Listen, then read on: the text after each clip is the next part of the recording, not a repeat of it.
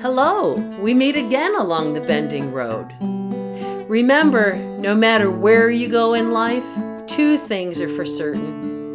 You will eventually come to a bend in your road, and God will always see you through. If you're watching on YouTube, hit that thumbs up button. You can also click the subscribe button so that you'll know when I upload my next video. In this way, we work together to encourage one another as we travel life and navigate the bends in our road. Welcome back to the Bending Road. I'm glad you could join me again this week. We are getting so close to Christmas. It's the 19th of December, and it's at that point where you're either panicking because you don't have your Christmas ready, or you're just relaxing and enjoying the holidays. I hope you've had an opportunity to spend some time maybe at a Christmas concert and hearing the joy of the music, or in a nice worship service where they're singing the carols already, and just really preparing yourself for the coming holiday. I wanted to talk about another hymn today. The hymn, "What Child Is This?" was written by William Dix in 1865. He wrote this at age 61. William Dix was a fine lay hymn writer. A lot of times we hear about our preachers who are hymn writers, but this was a lay person who wrote this hymn. He had a successful insurance business in Scotland, but he was stricken with a sudden illness at the age of 29. He was confined to bed for an extended period of time and suffered a deep depression until he really called out to God, who met him in a new and very real way. Out of that spiritual experience came many artistic and distinctive hymns, including this carol. But this was taken from a longer Christmas poem that we don't generally hear about. The name of that poem is "The Manger Throne," that he wrote in 1865 at age 38. So he was ill at 29. He wrote the Manger Throne poem at 38, and it wasn't until age 61 that this hymn was written. The question that is asked in this carol must have been utmost in the minds of those at Jesus' birth. You think of the shepherds and those who were at the inn, maybe those who were in the streets at that time hearing the commotion. Who is this? We can almost hear the question being asked from one to another as they looked at the manger and thought, who is this child? It must have been really difficult for them to understand that this baby who lay in such mean estate was truly the promised Messiah. Through the centuries, we have continued to ask this question. Who is this really? Who is this Jesus? How can he be fully God and still fully human? And only through divine faith can the answer really be revealed. In a poem by an unknown writer, it says, "He who is the bread of life began his ministry hungry. He who is the water of life ended his ministry thirsty." Christ hungered as a man, yet fed multitudes as God. He was weary, yet he is our rest. He prayed, yet he hears our prayers. He was sold for 30 pieces of silver, yet he redeems sinners. He was led as a lamb to the slaughter, yet he is the good shepherd. And he died, and by dying, he destroyed death. How beautifully that the triumphal refrain calls out in this song. This is Christ the King. To me, it sounds so emphatic. This is Christ the King, whom shepherds guard and angels sing. Haste, haste to bring him laud, the babe, the Son of Mary.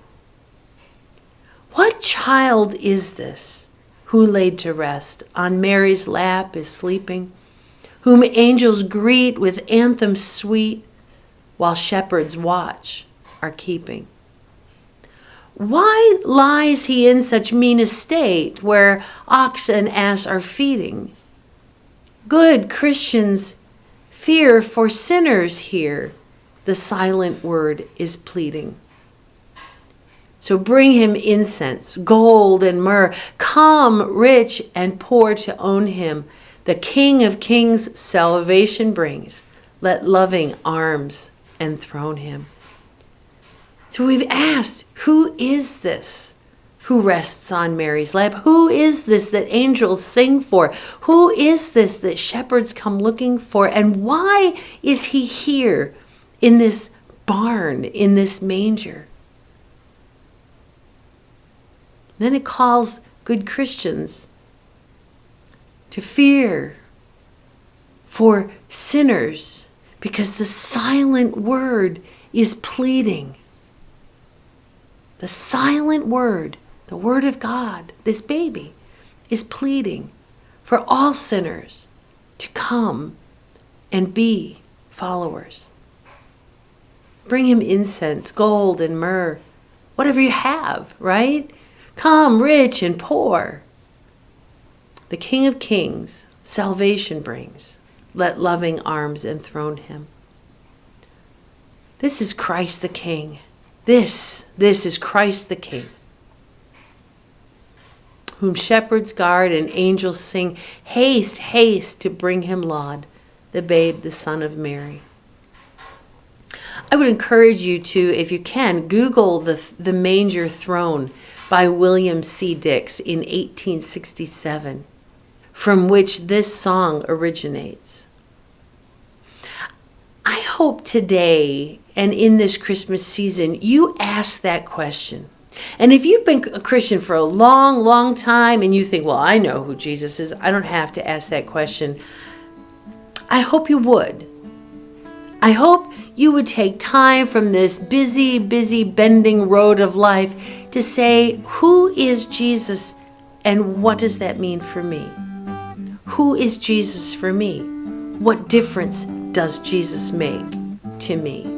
I think we all need to ask that question, because otherwise we fall into some sense of complacency and we just take things for granted. But let's ask this season, who is this? And may we answer fully and heartedly, this is Christ the King, who rules and reigns in my heart. If you have never considered asking Jesus into your heart, if you have never considered asking, who is this baby? Why do we do this every year? I would encourage you to ask this year. Ask God to show you who this baby is and what it means to you. That's my prayer. One more. If at one time in your life you knew who Jesus was, you had accepted into your heart, and you have lived as a child of God, and you have since walked away, I hope this year you would know that it's okay. It's really okay. Jesus knows our heart. Jesus knows the struggles we have. And Jesus does not just throw us away when we step away. Jesus is there, waiting. This baby that was born in a manger is waiting for you to return and say, Jesus, I need you, because this is Christ the King, who rules and reigns in my heart. That's my prayer for you this week. Have a wonderful week, and I will see you next week on the Bending Road. I am so glad we can work together along this journey. I would love it if you would connect with me on social media or on my website at bendingroad.weebly.com. Let me know how I can pray for you as you navigate the bends in your road. And I pray that when you see the bend in your road, you will not be afraid, but will take the hand of God and keep walking. You are not alone. We'll see you next week on the Bending Road.